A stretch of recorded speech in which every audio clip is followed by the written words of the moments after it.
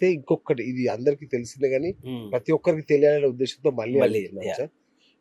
Young ఏజ్‌లో చిన్నప్పుడు బాగా హస్తప్రయోగం అవును.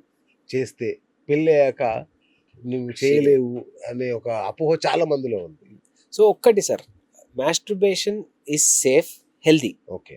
కానీ ఎప్పుడు వీక్‌లో ట్వైస్ మాత్రమే. హ్మ్. అది కూడా చేయితోని. వాడు డేలో 10 టైమ్స్ ఆ! చేస్తాడు. 100% వీళ్ళలో వచ్చే ప్రాబ్లమ్ ఏంది? ప్రీమెచ్యూర్ ఎజాక్యులేషన్, శీఘ్రస్ఖలనం. ఓకే. శీఘ్రస్ఖలనానికి 99.99% రీజన్ ఈ దీని ఇది. వల్లనే. ఓకే. ఎందుకంటే చాలా మంది ఈ స్ఖలనం ఇప్పుడు వాళ్ళు మాస్టర్బేట్ చేసుకున్నప్పుడు ఓకే. మీరన్న 10 టైమ్స్ ఉంది గదా! సార్. వాడు చెయ్యాలని చేస్తాడు. అవును. ఎళ్ళిపోతే ఐయామ్ హ్యాపీ, ఐయామ్ సేఫ్, నాకు ఆర్గాజమ్స్ వస్తున్నాయి, ఐయామ్ హ్యాపీ, నాకు ఒక మంచి ఫీలింగ్ వస్తుంది. అవును. కానీ దేనివల్ల వాడు ఒక ప్యాటర్న్ అలవాటు చేసుకుంటాడు. అది ఎళ్ళిపోవాలనే ఒక ఉత్సుకతనే ఉంటది తప్ప, రేపు సెక్స్ చేసినప్పుడు అదే అయితది. అదే ప్యాటర్న్, బాడీ అదే ప్యాటర్న్ ఫాలో ఆ అయితది. 1 మినిట్ ప్యాటర్న్‌కి అలవాటు 1 పడిపోతాడు. మినిట్ కావచ్చు, 30 సెకండ్స్ కూడా అయిపోవచ్చు. ఓహ్! ఓకే. బికాస్ ఓన్లీ రీజన్ వీడు యంగ్‌స్టర్‌లో ఉన్నప్పుడు రెగ్యులర్ మాస్టర్బేషన్ వల్ల స్పాయిల్ ఆ! చేసుకుండు వీడు. అబ్బబ్బా! సో, అది వాళ్ళ మైండ్‌లో ఖచ్చితంగా పెట్టుకోవాలి. That's okay. Not easy. Sir mobile radiation వల్ల గూడా స్పర్మ్ స్పెర్మ్ మొబిలిటీ కౌంట్. తగ్గుతుందా? యాహ్!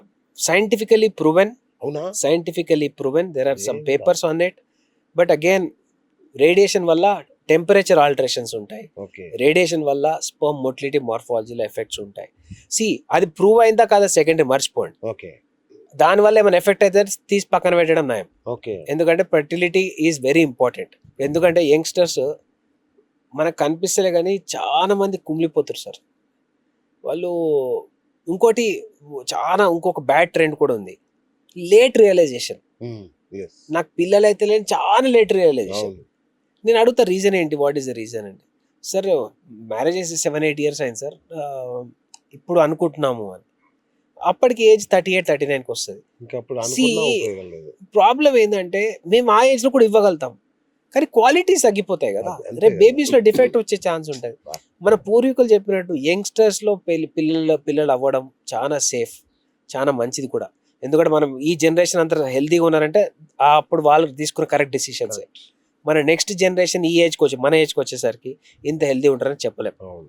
ఎందుకంటే మల్టిపుల్ ప్రాబ్లమ్స్, రకరకాల కొత్త ఇష్యూస్, అవును. ఆటిజం అని అవును. చూస్తున్నాము, ADHD ఆటిజం అని చూస్తున్నాం. అసలెంత ఎంత పెద్ద కామన్ జబ్బయిపోయిందండి. అయిపోయింది. అవును. అసల. సో కేర్‌ఫుల్‌గా ఉండడం బెటర్. ఎంత యంగ్‌గా పెళ్లి చేసుకొని చాలా మంది అంటారు సార్, ఫ్యామిలీ లైఫ్‌లో సెటిల్ కాలేదు సార్. కరెక్టే ఎవరి బాబు. సెటిల్‌మెంటా? నువ్వు ఇప్పుడు వి ఆర్ ఇన్ 40. ఇప్పుడు I am turning 40 in August. ఈ 40 అయితున్నా గానీ నాకు మైండ్‌లో ఏందంటే ఇంకా నేను సెటిల్ కాలే అని. బాబు గారు మీరు అంటే సెటిల్ కావడం సార్ ఏంటి? It's again every person has okay. That perspective. Okay. Right. నేను ఇంకా కాలేదేమో, ఓకే. నా కెరియర్ ఇదే హై కాదేమో, ఇంకా హై ఉందేమో. ఓకే. అట్లా చేసుకుంటా పోతే ఎన్ని రోజులని వెయిట్ చేస్తాం?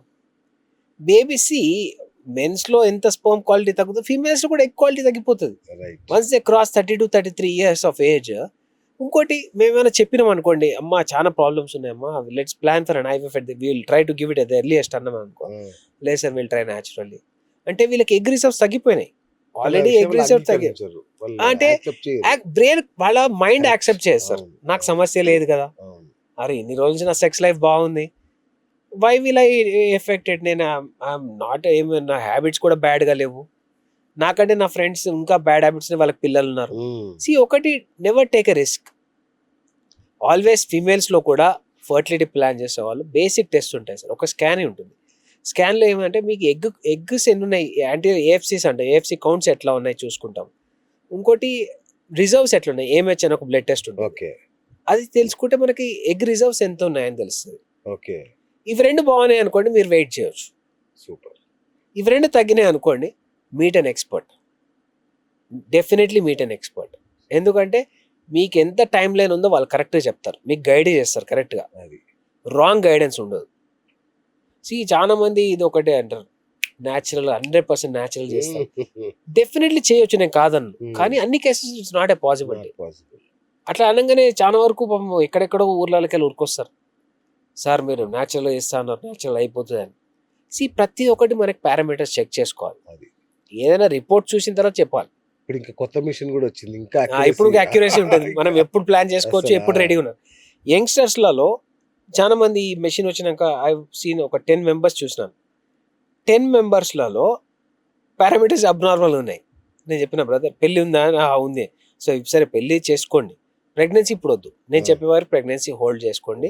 అప్పటి వరకు just try to use condoms. అచ్చా. ఎందుకంటే ఇప్పుడు ప్రెగ్నెన్సీ రాదని చెప్పను, వస్తుంది, ఆ. మిస్క్యారేజ్ కూడా అవుతుంది, అర్రే. అబార్షన్ అయ్యే ఛాన్సెస్ ఉంటాయి. Okay, okay. Why do you want to take risk?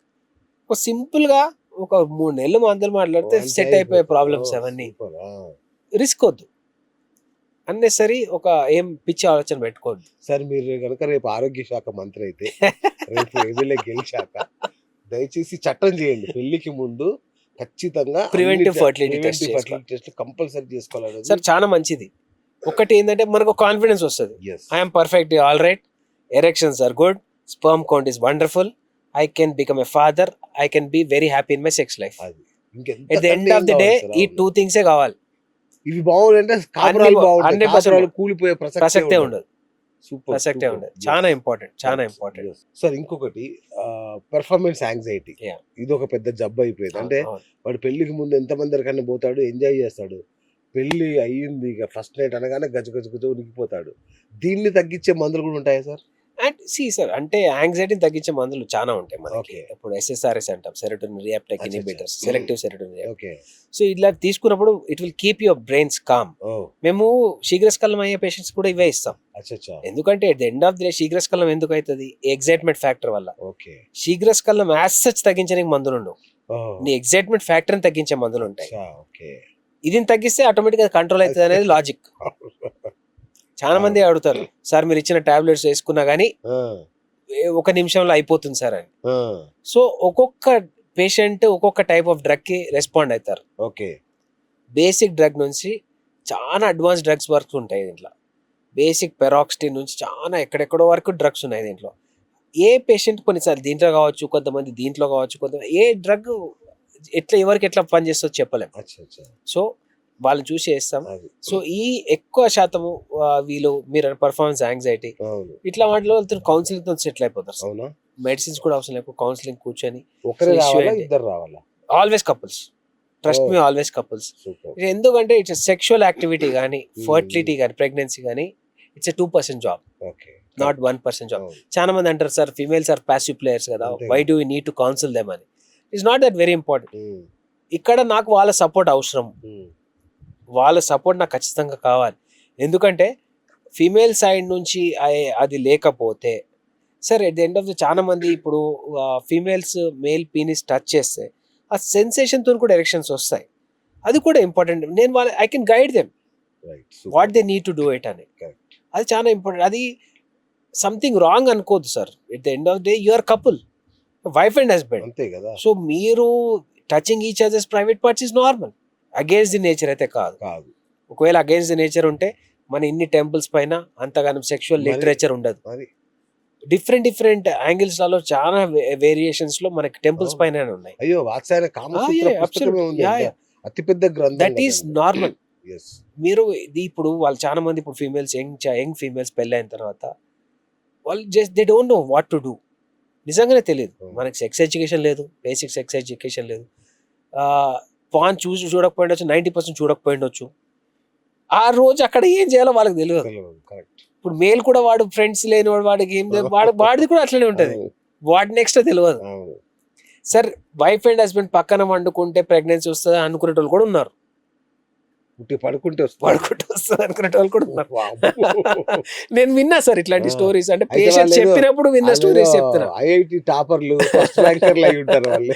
అంటే అదే సార్ బేసిక్లీ ఏంటంటే కంప్లీట్ గా అవగాహన లేకపోవడం. కరెక్ట్. మన ఫ్యామిలీస్ లో కూడా ఎవరు మనకి డిస్కషన్ చేయరు. ఎవరు చేస్తారు సార్? ఎవరు చేయరు. చేయరు. అవును. రేపు ఇప్పుడు వాళ్ళు ఫస్ట్ నైట్ పోయి ఏం చేయాలో కూడా తెలియదు వాళ్ళకి.